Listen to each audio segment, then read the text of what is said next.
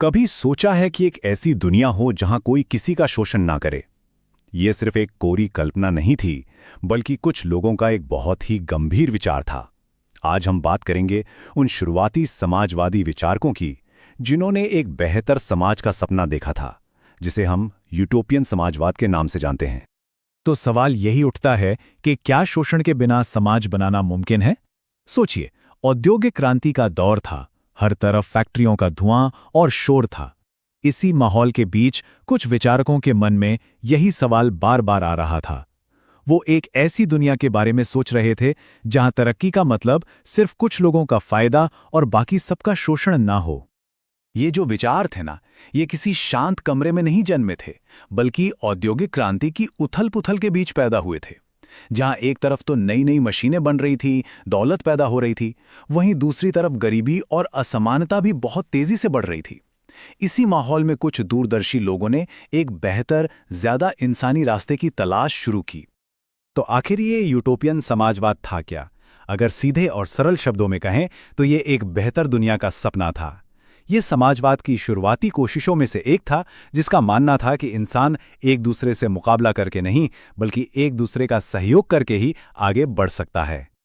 इसका जो मूल सिद्धांत था वो बहुत ही साफ था। समाज को होड़ और मुकाबले पर नहीं, बल्कि सहयोग और साझेदारी पर बनाया जाना चाहिए। लक्ष्य था एक ऐसा आदर्श समाज बनाना जहां हर कोई मिलकर सबकी भलाई के लिए काम करे। और इस सपने को हकीकत में बदलने की कोशिश करने वालों में जो सबसे पहला बड़ा नाम आता है, वो है हेनरी द सेंट साइमन का। ये एक फ्रांसीसी विचारक थे जिन्होंने समाजवादी विचारधारा की नींव रखने में एक बहुत ही अहम भूमिका निभाई।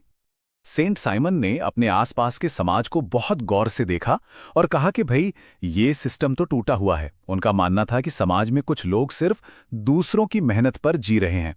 उन्होंने एक ऐसे सिस्टम की वकालत की जहां सरकार और समाज का मकसद शोषण को खत्म करना और सहयोग को बढ़ावा देना हो।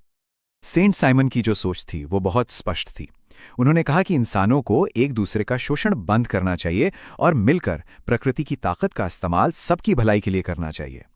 उनका जो मुख्य लक्ष्य था वो था समाज के सबसे गरीब तबके का उत्थान करना, सिर्फ पैसे से नहीं बल्कि नैतिक रूप से भी।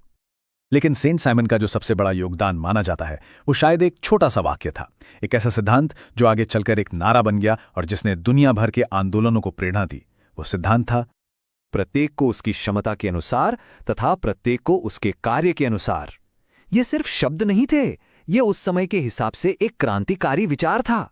ये एक तरह की घोषणा थी कि समाज में योगदान और इनाम के बीच एक सीधा और न्याय से भरा रिश्ता होना चाहिए। और जानते हैं, यही छोटा सा वाक्य समाजवाद का मूल मंत्र बन गया। क्यों? क्योंकि ये काबिलियत और मेहनत को सम्मान देने की बात करता था, ना कि विरासत में मिली दौलत या ऊंचे पद को। इससे पता चलता है कि कैसे एक शक्तिशाली विचार एक पूरी विचारधारा की नींव बन सकता है। लेकिन सेंट साइमन इस लड़ाई में अकेले नहीं थे। एक और दूरदर्शी आवाज थी जो एक अलग नजरिए से समाज को देख रही थी। उनका नाम था चार्ल्स फोरियर। फूरियर भी एक बेहतर समाज का सपना देखते थे, लेकिन उनका ध्यान किसी और चीज पर था। वे उस दौर के आधुनिक औद्योगिकरण और फैक्ट्री सिस्टम के सबसे बड़े आलोचकों में से एक थे। फूरियर का मानना था कि फैक्ट्रियों का वो जो उबाऊ और एक जैसा काम होता है ना, वो इंसान की रचनात्मकता को मार रहा था। उन्होंने फैलेंस्टेरिस जैसे आत्मनिर्भर समुदायों का आइडिया दिया, जहां लोग अपनी पसंद के हिसाब से अलग अलग तरह के काम करते। इससे काम एक बोझ नहीं बल्कि खुशी का एक जरिया बन जाता।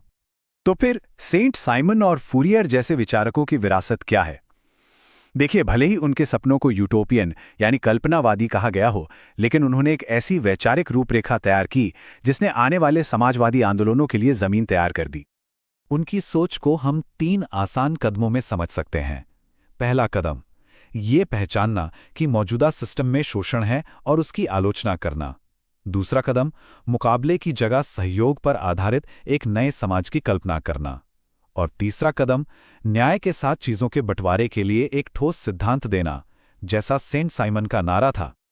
और यही हमें आज के सबसे बड़े सवाल पर लाकर खड़ा करता है।